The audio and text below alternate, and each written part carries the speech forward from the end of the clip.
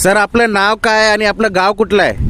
रवींद्र सिद्धरामप्पा हिंगमिरे, राहणार सराटी, बर. तुळजापूर. आपण आपल्या नर्सरीवर आलाय आज आणि आपण काय काय रोपं बघितले, कशी वाटली आपली रोपवाटिका? म्हणजे रोपवाटिकामध्ये आंब्याचे बघितले, पेरूचे बघितले, बदामचे झाडं बघितले, लाल चंदन आहेत, व्हरायटीचे सगळे शोचे आहेत तुमचे.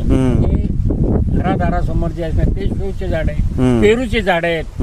आणि झाड जर पाहिलं तुमचे तर हे एकदम हिरवगार आणि टवटवीत. बर. म्हणजे माणूस बघितल्या क्षणी काय आवडतं की हे झाड लावा असं माणसाची इच्छा म्हणजे आकांक्षा निर्माण होतं की बाबा हे झाड लावण्यासारखं आहे.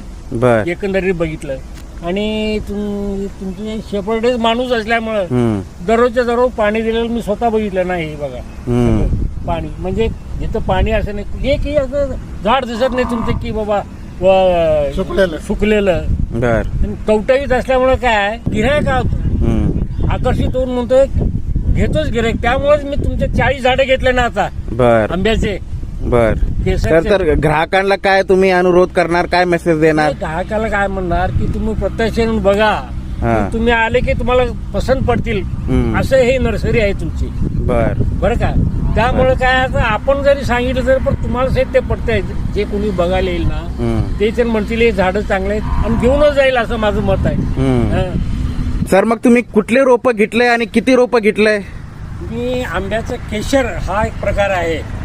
केशर या जातीचं मी आंबा रोपं घेतले. ते 5 फुटीचे रोपं आहेत. 5 फूट आणि 5 फुटीचे आणि दिसायला एकदम हिरवेगार आहेत. आणि शेतात गेला लावलो तरी काही प्रॉब्लेम नाही आम्हाला. बर. आणि हे जे एकूण 40 झाड आहेत घेतलेली झाडं तुमची. आता हे जे झाड आहेत ना गेल्या लावून टाकणार शेतात.